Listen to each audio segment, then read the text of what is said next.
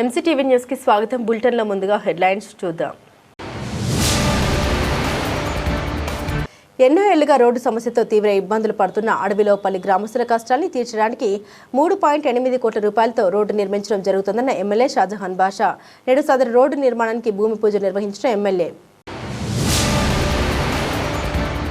తిరుమల తిరుపతి దేవస్థానం ఆధ్వర్యాన త్వరలో అనుబంధ ఆలయాల్లో అన్నప్రసాద కార్యక్రమాన్ని చేపట్టేందుకు ప్రణాళిక సిద్ధం చేస్తున్నామన్న టీటీడీ బోర్డు సభ్యులు భానుప్రకాష్ రెడ్డి. వైసీపీ ప్రభుత్వంలో హిందువుల మనోభావాలను దెబ్బతీస్తే కూటమి ప్రభుత్వం ఆలయాల పవిత్రతను కాపాడుతోందన్న టీటీడీ బోర్డు సభ్యులు. ఎన్నో ఏళ్లుగా రోడ్డు సమస్యలతో తీవ్ర ఇబ్బందులు ఎదుర్కొంటున్న అడవిలోపల్లి గ్రామస్తుల కష్టాలను తీర్చేందుకు 3.8 కోట్ల రూపాయలతో కొత్తగా 10.3 కిలోమీటర్ల రోడ్డును నిర్మిస్తున్నట్లు ఎమ్మెల్యే షాజహాన్ బాషా తెలిపారు. నేడు ఎమ్మెల్యే సదర్ రోడ్డు ఏర్పాటుకు భూమి పూజ చేశారు. ఈ కార్యక్రమానికి ఆర్ఎండ్బి అరవిందదేవి, ఎంపీడీఓ తాజ్ మసూద్, ఇతర అధికారులు పాల్గొన్నారు. ఈ సందర్భంగా ఎమ్మెల్యే మాట్లాడారు. గత 25 సంవత్సరాలుగా రోడ్డు లేక తీవ్ర ఇబ్బందులు ఎదుర్కొంటున్న అడవిలోపల్లి గ్రామస్తులు కష్టాలు తీర్చేందుకు కూటమి పాలనలో 3.8 కోట్లతో రోడ్డు నిర్మిస్తున్నామని తెలిపారు. గత వైసీపీ ప్రభుత్వంలో ప్రజల కష్టాన్ని పట్టించుకోకుండా ఏకపక్ష నిర్ణయాలతో దౌర్జన్య పాలన సాగించి పేద ప్రజలతో చెలగాటమాడారని విమర్శించారు. ఈ కార్యక్రమంలో తెలుగుదేశం నాయకులు Venugopal, market committee director Munna Nayak, స్థానిక తెలుగుదేశం పార్టీ నాయకులు పెద్ద ఎత్తున గ్రామస్తులు పాల్గొన్నారు. నాయకత్వం జై బాబు, జై నాయకత్వం.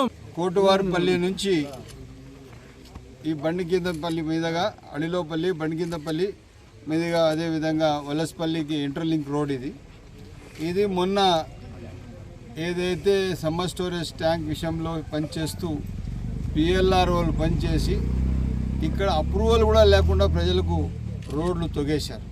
ఇది మంచిది కాదు. ఎందుకంటే ఇక్కడ ఉన్న అప్రూవల్ తీసుకొని ఇప్పుడు ఏమైందంటే ఈ అడిలోపల్లి, బండికిందపల్లి పైన ఎన్ని పల్లెలు ఉన్నాయి, ఈ పల్లెలోకి ఏమాత్రం రోడ్ లేదు. రాత్రిపూట పిల్లలు రాలేరు, ఆర్టీసీ బస్సు రావడం లేదు, పిల్లలకు చదివే సౌకర్యం లేదు. ఇది ఇట్లా చేయకుండా ఒకసారి మనం రోడ్ స్టార్ట్ చేసినప్పుడు పూర్తి స్థాయిగా చేసినాల్సింది. ఏది ఎట్లయినా కానీ నా దృష్టికి తెచ్చిన తర్వాత ఇప్పుడు 10.8 కిలోమీటర్స్ రోడ్డు 3.5 కోట్ల రూపాయలతో ఆర్ఎండ్బిలో శాంక్షన్ ఇచ్చాము. ఊర్ల మధ్యలో సిమెంట్ రోడ్ వేస్తున్నారు. బయట వచ్చి మళ్ళీ సిసి రోడ్ ఉంది కదా, మొత్తం సిమెంట్ రోడ్, మళ్ళీ బీటీ రోడ్ ఇస్తారు. ఈరోజు విలేజెస్లో ఊర్ల దగ్గర వచ్చి సిమెంట్ రోడ్ వేస్తున్నారు. పూర్తి స్థాయిగా ఎక్కడ ఏ సమస్య మా దృష్టికి వస్తే అప్పటికప్పుడు అయినంత వరకు దాన్ని పరిష్కారం చేసి శాంక్షన్లు ఇస్తున్నాం. ఈరోజు ఈ మధ్యకాలంలోనే ఆర్ఎండ్బిలోనే దాదాపు 23 కోట్ల రూపాయలు శాంక్షన్ ఇచ్చాము ఈ 18 నెలల్లో. ఇది కాకుండా ఇంకా ఇప్పుడు డిఎంఎఫ్లో దాదాపు ఒక 5 కోట్లు ఇచ్చాం మదనపల్లి టౌన్కి. ఇది కాకుండా ఇంకా డిఎంఎఫ్లో 3 కోట్ల ప్రపోజల్స్ పెడుతున్నాం. ఎక్కడ మా దృష్టికి వస్తే తక్షణం దాని పరిష్కారం పెట్టడానికి పూర్తి స్థాయిగా ప్రయత్నిస్తాము. బాధ్యత కలిగిన ప్రభుత్వం, ప్రజాప్రభుత్వం, శాసనసభ్యుడిగా నేను నిత్యం ప్రజల్లో ఉన్నాను, ప్రజా సమస్యలుగా ఉన్నాను. రాత్రి 9 గంటలకు కూడా మా ఈ గారికి కష్టం పెడతాను. మేడం ఇట్లా అయిపోయింది, ఇది చూడండి మేడం. తెల్లవారి 7 గంటలకే ఫోన్ చేస్తాను, మేడం ఇది ఇట్లా అయిపోయింది చూడండి మేడం. మధ్యాహ్నం 1 గంటకు మేడం ఇది ఈ రోడ్ ఇట్లా అయిపోయింది చూడండి మేడం. ఎందుకంటే ఈ గారు కూడా చాలా అనుకూలంగా స్పందించి తప్పకుండా చేస్తామన్నా, ఫండ్స్ లేవన్నా చేస్తామన్నా అని చెప్పి చాలా బాధ్యతగా ఉన్నారు. తప్పకుండా ఆర్ఎండ్బి డిపార్ట్మెంట్ ఇంకా సహకరించి ఇంకా ప్రజలకు మనం దగ్గరై వాళ్ళ సమస్యల పరిష్కారం చేసి గత 5 సంవత్సరాలు ఎక్కడ కూడా అభివృద్ధికి పని చేయలేదు. ఇంజనీర్లు పనులు మర్చిపోయినారు, కాంట్రాక్టులు ప్లాంట్లు ఎత్తేసారు, ఎక్కడ ప్లాంట్ లేవు. ఈ విధంగా నిర్వీర్యం అయిపోయింది మొత్తం. ఇప్పుడు గాడిలోకి వస్తుంది. గాడి తప్పైన వ్యవస్థ మళ్ళీ గాడిలోకి వస్తూ ఉంది. తప్పకుండా ఒక మంచి పరిపాలన చేస్తున్నాం. ఇప్పుడు ఈయన కూడా ప్లాంట్ కూడా పెట్టినాడు. గురువారెడ్డి గారు ఇక్కడ ప్లాంట్ పెట్టినారు. ఇప్పుడు ఆయన ఏందే ఒకటే ప్లాంట్, ఇంకేం ప్లాంట్ లేవు. ముందు 10 ప్లాంట్లు ఉండే, అందరూ ఎత్తేసినారు. ఈ విధంగా ఏ విధంగా అయినా కూడా మనం మంచి పరిపాలన ఇచ్చే బాధ్యత మనది. తప్పకుండా ప్రజా అవసరాల కోసం. ఎందుకంటే అడిలోపల్లి, బండికిందపల్లి వాళ్ళు మదనపల్లి కాన్స్టిట్యున్సీకి రాజకీయం చుట్టూ తిప్పిన వాళ్ళు. ఈ పక్క వాళ్ళంతా మదనపల్లి రాజకీయానికి చుట్టూ తిప్పిన వాళ్ళు. కాకపోతే ఈరోజు ఆ ప్రభుత్వం వాళ్ళకి సహకరిస్తుంది అనుకుని వాళ్ళు అనుకున్నారు. కాకపోతే వాళ్ళకే రోడ్లు లేకుండా చేసేసారు. అయినా ఏం పర్వాలేదు.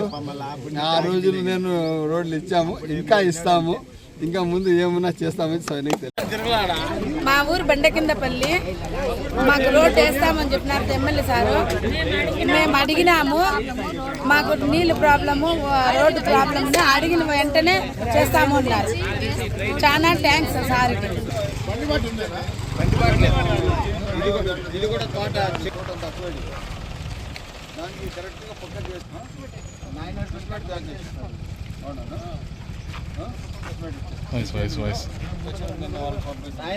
ఈ పక్కకు కూడా చెర్లేకే ఉంది. టెంపుల్పల్లి సమ్మర్ స్టోరేజ్ ట్యాంక్లో అప్పుడు ఏదైతే వర్క్ కంప్లీట్ చేసినప్పుడు రోడ్ ఐడెంటిఫై చేయలేదు. పాత రోడ్ ఇది, బీటీ రోడ్ ఇది, R&B రోడ్ ఇది. ఈ రోడ్ ఏం చేశారంటే అప్పుడు ఉండే కాంట్రాక్టర్లు రోడ్లని కాలువలో అంతా తొలగించేసింది. ఇది చెరువులో కలిపేసిన తర్వాత ఒరిజినల్గా రోడ్ ఎక్కడ వస్తుంది, దీనికి రోడ్ ఎక్కడ ఇస్తారు ఏం మాత్రం చూడకుండా ఇక్కడ పైన ఉన్న గ్రామస్తులు ఎవరెవరు బండికిందపల్లి, అడవిలోపల్లి, ఉడుమలపల్లి, నైన్వారిపల్లి ఇవన్నీ ఉన్నాయి కదా, కోటివారిపల్లి వరకు 18 ఊర్లు పోతాయి. వీళ్ళకందరికీ గాల్లో వదిలేసిందే. ఈ రోడ్ యూటిలైజ్ చేసుకునేసిందే, రోడే లేకుండా చేసేసారు. సో ఇప్పుడు గ్రామస్తులందరూ మన దగ్గర ఇన్ఫర్మేషన్ తెచ్చిన తర్వాత మనం R&B ఈ గారికి, HNSD అదేవిధంగా మన ఇరిగేషన్ ఏఈ గారు రాజేంద్ర బాబు అందరూ కలిసి ఒక జాయింట్ మీటింగ్ చేసి తక్షణం దీనికి ఎలా రోడ్ ఇవ్వాలా, ఇప్పుడు గవర్నమెంట్కి పెట్టే ప్రపోజల్స్ దీంతో కలిపి పెట్టేటట్టుగా చూస్తున్నాం.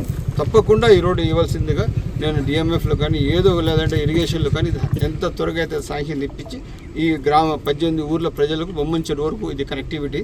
ఒకవేళ ఎవరైనా చెన్నై నుంచి వచ్చి బొమ్మంచెరు వెళ్ళాలంటే ఇదే రోడ్డు. సో దీనికి కనెక్టివిటీ ఇచ్చేటట్టుగా పూర్తిగా దీనికి సమస్య పరిష్కారం అయ్యేటట్టు చూసుకుంటామని సవిని తెలియజేస్తాం. తిరుమల తిరుపతి దేవస్థానం ఆధ్వర్యాన త్వరలో అనుబంధ ఆలయాల్లో అన్నప్రసాద కార్యక్రమాన్ని చేపట్టేందుకు ప్రణాళిక సిద్ధం చేస్తున్నామని టీటీడీ బోర్డు సభ్యులు భానుప్రకాష్ రెడ్డి తెలిపారు. నేడు మదనపల్లి పట్టణంలోని బీజేపీ కార్యాలయంలో ఆయన విలేకరుల సమావేశం నిర్వహించారు. ఈ సమావేశంలో బీజేపీ జాతీయ నాయకులు చల్లపల్లి నరసింహారెడ్డి, జిల్లా ప్రధాన కార్యదర్శి ఎల్లంపల్లి ప్రశాంత్, నాయకులు ఆకుల కృష్ణమూర్తి, బండి ఆనంద్, పులి నరేంద్రారెడ్డి, డాక్టర్ అజ్మతుల్లా ఖాన్, కిరణ్, బర్నెపల్లి రవికుమార్ తదితరులు పాల్గొన్నారు. ఈ సందర్భంగా భానుప్రకాష్ రెడ్డి మాట్లాడారు. గత వైసీపీ ప్రభుత్వంలో హిందూ దేవి దేవతల విగ్రహాన్ని ఖండించారని, ఆలయాల పవిత్రతకు భంగం కలిగించారని, ప్రముఖ పుణ్యక్షేత్రమైన తిరుమలలో కల్తీనే పరిణామంలో చోరీ వంటి హిందువుల మనోభావాలు దెబ్బతినే విధంగా వ్యవహరించారని ఆగ్రహం వ్యక్తం చేశారు. ఇప్పుడు తిరుమలలో అల్లకల్లోలను సృష్టించడానికి వైసీపీ నాయకులు కుట్ర పన్నుతున్నారని ఆరోపించారు. కూటమి ప్రభుత్వం అధికారంలోకి వచ్చాక ఆలయాల పవిత్రత పెంచేందుకు చర్యలు చేపట్టడం జరిగిందన్నారు. 5 ఏళ్ల వైసీపీ పాలనలో ఆంధ్రప్రదేశ్ను అప్పుల ప్రదేశ్గా మారిస్తే కూటమి ప్రభుత్వం అధికారంలోకి వచ్చాక అభివృద్ధి ఆంధ్రప్రదేశ్గా మారుస్తుందని పేర్కొన్నారు. ఇప్పుడు నేను మదనపల్లిలో ఉన్నా. మదనపల్లి గతంలో నుండి శాసనసభ్యులకు కానీ, మదనపల్లి ఇన్ఛార్జి మినిస్టర్ కానీ ఇక్కడ నుండి సమస్యల మీద మీరు ఎన్నిసార్లు చర్చించారు జగన్మోహన్ రెడ్డి గారు? ఏ రోజైనా సరే ఇక్కడ నుండి స్థానిక సమస్యల మీద మీరు ఏ రోజైనా సరే సమీక్ష సమావేశాలు నిర్వహించుకున్నారా? ప్రజల కష్టాలు గాలి వదిలేసి జోబులు నింపుకునే పనిలో సరిపోయారు తప్ప అన్ని కుంభకోణాలే. లిక్కర్ కుంభకోణం, ల్యాండ్ కుంభకోణం, దేవాలయాలు ముఖ్యంగా ఎంత బాధ అంటే ధార్మిక క్షేత్రాన్ని కూడా ధనార్జన క్షేత్రంగా మార్చుకున్నారు. ధార్మిక క్షేత్రాన్ని ధనార్జన క్షేత్రంగా మార్చుకున్నారు. రాబో రోజుల్లో మేమైతే ఖచ్చితంగా చెప్తున్నాం. నేను ఇప్పుడే వరుసగా వీడియో చూస్తాను. నాని ఏదో పాత వీడియోనో కొత్త వీడియోనో లడ్లు విషయంలో నాలుగు మీద వాత పెట్టాలి అన్నాడు. మీకు వీపంతా ఒళ్ళంతా వాతలు పెట్టారు. మీకు ఆంధ్రప్రదేశ్ రాష్ట్ర ప్రభుత్వం ఒళ్ళంతా వాతలు పెట్టారు. ఇంకా సరిపోలేదు మీకు. మీరు ఇదే విధంగా మాట్లాడుతూ పోతే ప్రజలు తరిమే రోజులు దగ్గరలోనే ఉంది వైసీపీ నాయకులు. ఈరోజు ఎన్డీఏ గ్రాఫ్ రోజు రోజుకి పెంచుకుంటూ పోతున్నాం. మీ మారిగా ఆంధ్రప్రదేశ్ని అప్పుల ప్రదేశ్గా మేము చేయట్లేదు.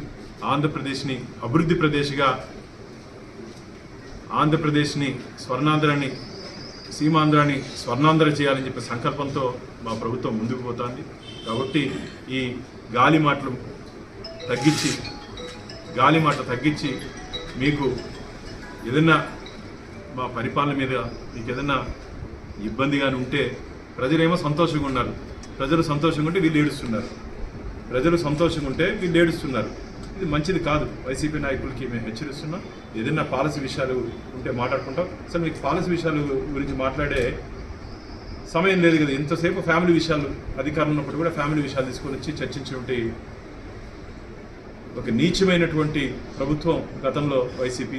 అందుకని చెప్పాను, వైసీపీ ఆ రోజు ఈ మొత్తం ఆంధ్రప్రదేశ్ని ఏ విధంగా నాశనం చేస్తుందో. కాబట్టి ఆంధ్రప్రదేశ్ రాష్ట్ర ప్రజలు చెదరించుకున్నారు. ఈరోజు మళ్ళీ చెప్తున్నాను, వైసీపీ చేస్తున్నటువంటి ఈ డ్రామాలని ఎవరు పట్టించుకోవాల్సిన పరిస్థితి లేదు. ఈరోజు ఆంధ్రప్రదేశ్ అభివృద్ధి కోసం మేము ముందుకు పోతున్నాం. ముఖ్యంగా దేవాలయాల విషయంలో నేను మళ్ళీ చెప్తున్నా, మన ముఖ్యమంత్రి గారు చంద్రబాబు నాయుడు గారు ఇప్పుడే నేను కోసవారిపల్లికి పోయి ఇచ్చాను.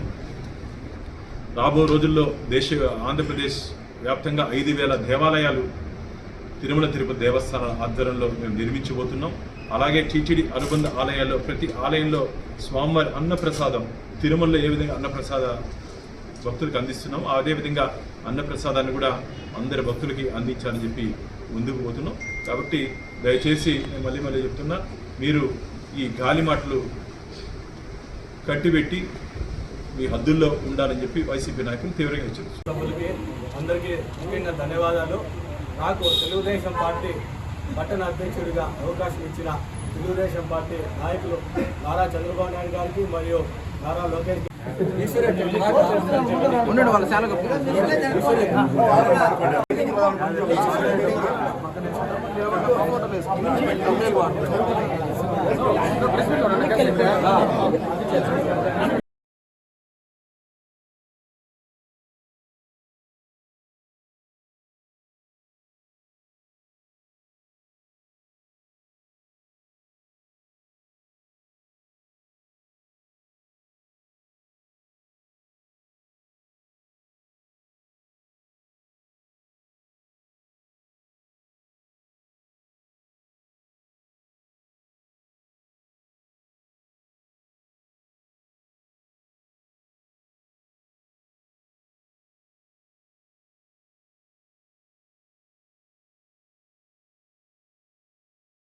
గత 30 సంవత్సరాల నుంచి తెలుగుదేశం పార్టీలో ఎప్పుడూ చేయనటువంటి విధంగా పట్టణ అధ్యక్షుడు ప్రమాణ స్వీకారం అయితేమి, రూరల్ అధ్యక్షుడు ప్రమాణ స్వీకారం కావచ్చు, రామసముద్రం కావచ్చు, నిమ్మలపల్లి కావచ్చు, ఎవరు చేయని విధంగా కనీ విరిగిన లేత్తులో రాష్ట్ర మంత్రివర్యులు రాంప్రసాద్ రెడ్డి గారు, అదేవిధంగా బీసీ జనార్దన్ రెడ్డి ఇన్ఛార్జి మంత్రివర్యులు అందరినీ పిలిచి ఘనంగా చేస్తామని ఈ సందర్భంగా తెలియజేసుకుంటూ, అదేవిధంగా మదనపల్లిలో తెలుగుదేశం పార్టీలు ఏదో కొంచెం అనుకొని అందరికీ కొన్ని ప్రాబ్లమ్స్ ఉన్నాయి, మమ్మల్ని కేసులు ఉన్నాయి, మమ్మల్ని పట్టించుకోలేదు, కేసులు మాకు పరిస్థితి బాగలేదని అటువంటి వాళ్ళందరినీ కూడా మేము తెలుగుదేశం పార్టీ ఒక సైనికునిగా అందరినీ కలుపుకునే బాధ్యత నా పైన ఉంది. కాబట్టి అందరినీ దగ్గరలో వాళ్ళను కూడా కేసులు ఉండే వాళ్ళని కూడా ఒక మీటింగ్ పెట్టి, అదేవిధంగా కొన్ని టెంపుల్స్ ఇచ్చాం, ఇంకా 2 టెంపుల్ ప్రపోజల్లో ఉన్నాయి, అవి కూడా 10-15 రోజుల్లో అయిపోతాయి.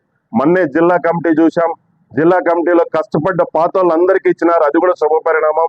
వాళ్ళందరినీ తీసుకొచ్చి ఒకే వేదిక మీద తెలుగుదేశం పార్టీ ఇంకా మదనపల్లి కంచుకోట ఇంకా 30 సంవత్సరాలైన విధంగా చిన్న తప్పులు ఒప్పులుంటే క్షమించండి, అన్నదమ్ములన్నీ ఇంకా ఉంటాయి. ఖచ్చితంగా కూడా పార్టీ మాకు ఇంపార్టెంట్, వ్యక్తులు కాదు. ఇక్కడ పార్టీ బాగుంటేనే మేమంతా ఉంటాం. పార్టీ ఉంది కాబట్టి ఈరోజు ఇంతమంది వేదిక మీదకి వచ్చినాం. పార్టీ లేకుంటే మేము ఎవరిళ్లలో వాళ్ళు ఉండే పరిస్థితి వైసీపీ వాళ్ళు కల్పించినారు. కాబట్టి వైసీపీని ఎంతమందిని రాని, జగన్మోహన్ రెడ్డి రాని, పెద్దిరెడ్డి రాని, మిథున్ రెడ్డి రాని, ద్వారకనాథ్ రెడ్డి రాని, ఎవరిని కూడా ఎలక్షన్ లో తిరగనేమం. ఎలక్షన్ లో సింగిల్ గా చేసే బాధ్యత తెలుగుదేశం పార్టీ ప్రతి కుటుంబ సభ్యుని మీద ఉందని ఈ సందర్భంగా తెలియజేస్తూ, వైసీపీ వాళ్ళు జిల్లా ఇచ్చిన దానికి మాకు మదనపల్లి జిల్లా కావాలంటా అన్నారు. ముఖ్యమంత్రి స్థానం తర్వాత ముఖ్యమంత్రి అన్నటువంటి పెద్దిరెడ్డి రామచంద్రారెడ్డి ఎవరు సంకనాకుతున్నాడని నేను ఈ సందర్భంగా ప్రశ్నిస్తున్నా. అదేవిధంగా మిథున్ రెడ్డి అసలు రాయచోటిని జిల్లా కేంద్రం చేసిందే తప్పు అన్నాడు. అటువంటి రాయచోటిని ఎత్తుకొచ్చి మా గౌరవ చంద్రబాబు నాయుడు గారు, మా యువ నాయకులు నారా లోకేష్ గారు ఏదైతే ఎన్నికల మునుపు హామీ ఇచ్చారో, ఏదైతే మాట కట్టుబడి మేము మదనపల్లిని జిల్లా చేస్తామన్నారు కాబట్టి జిల్లా చేసినారు. వాళ్ళందరికీ మదనపల్లి నియోజకవర్గం తరఫున, తెలుగుదేశం పార్టీ తరఫున ఎప్పటికీ మేము రుణపడి ఉంటామని ఈ సందర్భంగా తెలియజేసుకుంటూ, వైసీపీ తాటాకు చెప్పులకి ఎవడు భయపడే లేడీడా, మీరేమో అనుకుంటా అన్నారు, ఏమో ఉప్పొంగిపోతాడారు. ఈ మధ్య చూస్తానా డెవలప్మెంట్ విషయంలో మీరు ఏం డెవలప్మెంట్ చేసినారు ఇంతకు ముందు నేను ఈ సందర్భంగా ప్రశ్నిస్తున్నా. చర్చకు రండి. జిల్లా చేసిన ఘనత మా నారా చంద్రబాబు నాయుడు గారిది, మా లోకేష్ గారిది. మీరు చేతగాని జిల్లా చేయలేక ఎంపీ కావచ్చు, ఎమ్మెల్యే కావచ్చు, మినిస్టర్ పెద్దిరెడ్డి రామచంద్రారెడ్డి కావచ్చు, మీరు మదనపల్లిని జిల్లా చేయలేక ఓట్ల కోసమే, ఈ మైనారిటీ ఓట్ బ్యాంక్ కోసమే వాళ్ళు ఇక్కడ పావుపడుతున్నారు తప్ప, వాళ్ళు వైసీపీలో మీరు పెద్ద పెద్ద నాయకులు మాట్లాడుతున్నారు ఈ మధ్య. మీ అందరికీ పార్టీ ఏం చేసింది చెప్పండి నేను ఈ సందర్భంగా ప్రశ్నిస్తూ ఉండా. ఎవరికైనా జగన్మోహన్ రెడ్డి డైరెక్ట్ కలిసే స్వేచ్ఛ ఉందా? డైరెక్ట్ మీరు అపాయింట్మెంట్ ఉందని ఈ సందర్భంగా ప్రశ్నిస్తా ఉండా. అదే మా తెలుగుదేశం పార్టీలో మా యువ నాయకుడు నారా లోకేష్ గారు ఎన్నో కార్యక్రమాలు చేసి అదే విధంగా కార్యకర్తల కోసం రోజు ఆయన డైలీ జనాలను కలుస్తానే ఉన్నాడు. అటువంటి నాయకుడు మా నాయకుడు. మీరు మాట్లాడే సంస్కృతి కూడా మీకు లేదని ఈ సందర్భంగా తెలియజేసుకుంటూ, మీరు సత్తా ఉంటే లోకల్ బాడీలో మేము సత్తా చూపిస్తామని ఈ సందర్భంగా తెలుసుకుంటూ జై తెలుగుదేశం. మదనపల్లి పట్టణ అభివృద్ధి కోసం ఎమ్మెల్యే షాజహాన్ బాషా ఇచ్చిన హామీని నిలబెట్టుకోవాలని మేము మర్యాదపూర్వకంగా విన్నవిస్తే సహించలేక టీడీపీ నాయకుల చేత అసభ్యకరంగా తిట్టించడం ఎమ్మెల్యేకు తగదని వైఎస్ఆర్సీపీ కౌన్సిలర్లు, మహిళా నాయకులు, నేతలు ఆగ్రహం వ్యక్తం చేశారు. మదనపల్లి పట్టణంలోని ఎంపీ కార్యాలయంలో మీడియా సమావేశాన్ని నిర్వహించారు. ఈ సమావేశంలో వైస్ చైర్మన్ నూర్ ఆజం, కౌన్సిలర్లు ప్రసాద్ బాబు, రాజేష్, గాయత్రి, షబానా తదితరులు పాల్గొన్నారు. ఈ సందర్భంగా వారు మాట్లాడారు. మున్సిపాలిటీకి చెందిన 40 కోట్ల నిధుల్ని ప్రభుత్వం మళ్లించుకుందని, దీన్ని తిరిగి తెప్పిస్తే ప్రజలకు అభివృద్ధి చేయొచ్చని కౌన్సిల్ భావించిందన్నారు. ఈ విషయాన్ని పక్కన పెట్టి కౌన్సిలర్లు, మహిళా నాయకులపై అసభ్యకర విమర్శలు చేయించడం తమ స్థాయికి తగదని ఎమ్మెల్యేకు హితవు పలికారు. ఎమ్మెల్యే గారిని ఏదైనా తప్పుగా మాట్లాడారా? లేదు. ప్రజా సమస్యల గురించి, ప్రజా పరిపాలన గురించి ఏమైనా అడిగారా? లేదు. ఏమంటే ప్రజల బడ్జెట్ విషయంలో కొంచెం ఏదో మాట్లాడారు.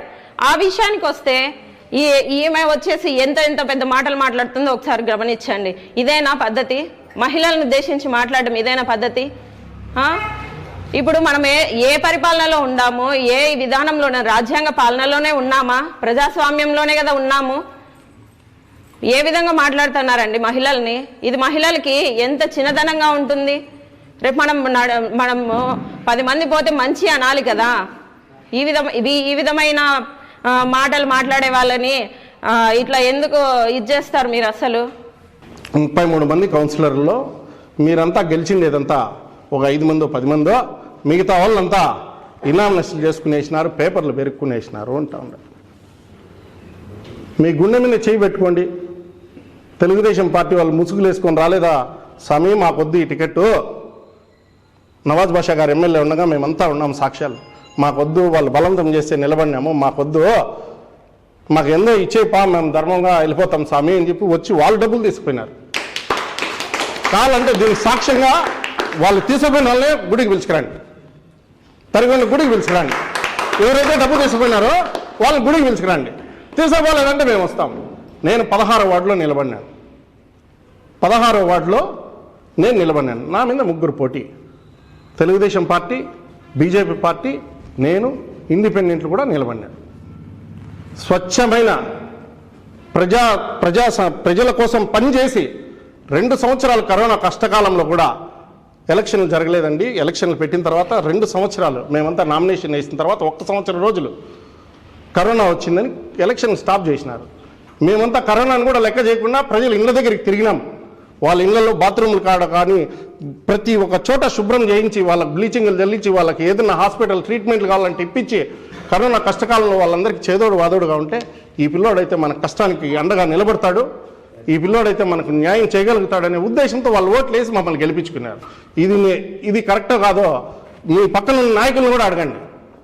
వైఎస్ఆర్ పార్టీ తరపున నేను నిలబడి గెలిచిండేది ప్రజలచే ఎన్నుకోబడినామా లేకపోతే దొంగోట్లు వేసుకొని గెలుచుకున్నామా అనేది మీ పక్కన ఉన్న నాయకులకు అందరికీ కూడా తెలుసు. కాబట్టి ఇటువంటి పదజాలాలు ఆపేసి ప్రజా సంక్షేమానికి పనిచేయాల్సిందిగా కోరుకుంటూ ధన్యవాదాలు. వైసీపీ మహిళల మీద వీళ్ళు చేసిన టార్గెట్ ఏంటిది? ఈ విధంగా మహిళల చేత మహిళలను టార్గెట్ చేయడం వల్ల ఏం సాధిద్దాం అనుకున్నారు? అలాగనే ఇదే లాస్ట్ అవ్వాలి. మళ్ళీ చెప్తున్నా, ఆమె ఎవరో మాట్లాడిన విజయగాని చెప్తున్నా, నువ్వు ఒసే తసే అని చాలా మాట్లాడుతున్నావు నాగమణి. నీ రేంజ్కి వెళ్ళి మేము మాట్లాడాలంటే 10 నిమిషాలు పట్టదు. నువ్వు ఏదైతే చిటికేసావో మేము కూడా పిలవగలము. రావే చూసుకుందాం, రా ఏంది అని మాట్లాడేంత స్థాయి మాకు కూడా ఉంది. కానీ ఇవి కాదు మదనపల్లికి కావాల్సింది. ఇటువంటి రాజకీయాలు కాదు మదనపల్లికి కావాల్సింది. మేము కూడా కొట్టగలం. నువ్వు యాడున్నావో ఎత్తుక్కొచ్చి మరీ కొట్టగలం. కాబట్టి కాస్త సభ్యత సంస్కారంతో మంచి రాజకీయాలు చేయండి. అడిగిన వాటికి సమాధానం చెప్పడం చేత కాకపోతే చేలు కట్టుకొని కూర్చోండమ్మా. అంతేగాని మహిళలు టార్గెట్ చేసుకుంటా, మహిళల పర్సనల్ జీవితాలను టార్గెట్ చేసుకుంటా సంసారాలు కూల్చే దిశగా మీ రాజకీయాలు ఉండకూడదు అని చెప్పి ఈ సభాముఖంగా తెలియజేసుకుంటున్నాం. ప్రభుత్వ రంగ బ్యాంకులకు శని ఆదివారాలు సెలవు ప్రకటించాలని United forum of banking unity నాయకులు డిమాండ్ చేశారు. మదనపల్లి సిటిఎం రోడ్లోని ఎస్బీఐ బ్యాంకు కార్యాలయం ఎదుట వారు నిరసన వ్యక్తం చేశారు. ఈ సందర్భంగా నాయకులు మాట్లాడారు. పని ఒత్తిడి కారణంగా మానసికంగా, శారీరకంగా తాము కృంగిపోతున్నామని తెలిపారు. ప్రస్తుతం ఉన్న ఆన్లైన్ బ్యాంకింగ్ సేవలతో కస్టమర్లకు ఇబ్బంది ఉండదన్నారు. శని ఆదివారాలు సెలవు ఇవ్వడం ద్వారా తాము రెట్టించిన ఉత్సాహంతో పనిచేయగలమని పేర్కొన్నారు. కావున కేంద్ర ప్రభుత్వం తమ డిమాండ్ను పరిష్కరించాలని డిమాండ్ చేశారు.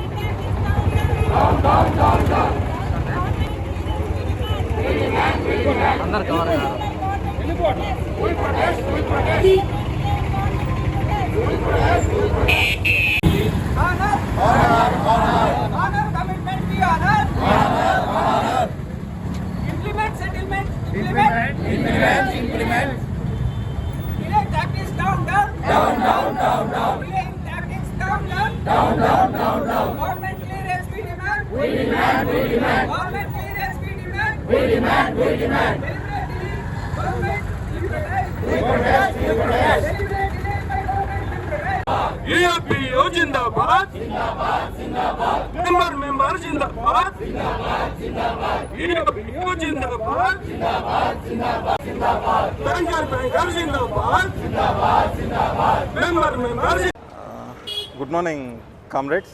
ఈరోజు యూఎఫ్బిఈ యొక్క ఫోరం కింద మదన్పల్లిలో ఉండే అన్ని బ్యాంక్స్, యూనియన్స్, అదేవిధంగా వర్క్మెన్ యూనిటీ, అదేవిధంగా అసోసియేషన్ వాళ్ళు కలిసి చేస్తున్న ఏకైక డిమాండ్ 5 డే బ్యాంకింగ్.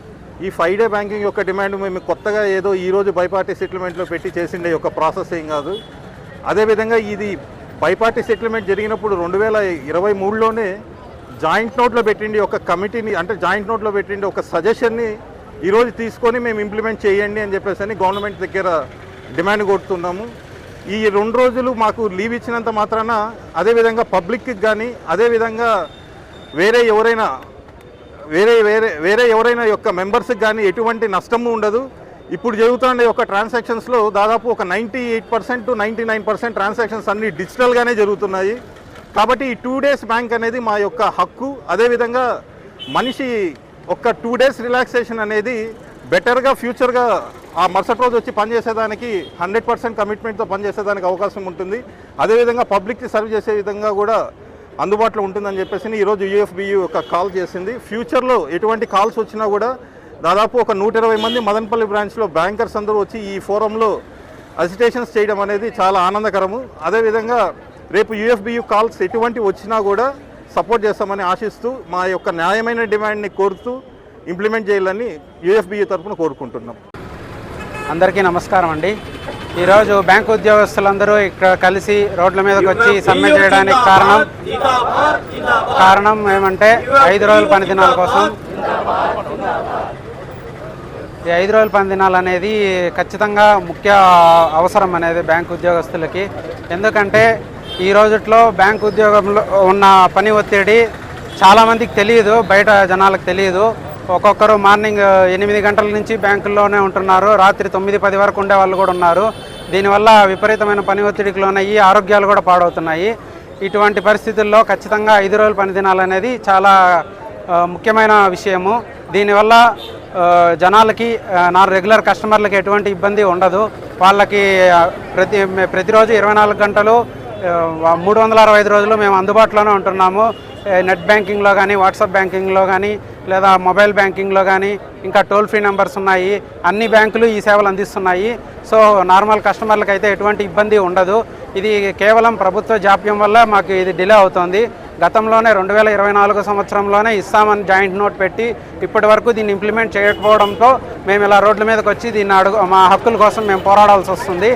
దయచేసి దీన్ని అందరూ సహకరిస్తారని కోరుకుంటూ సెలవు తీసుకుంటున్నాను.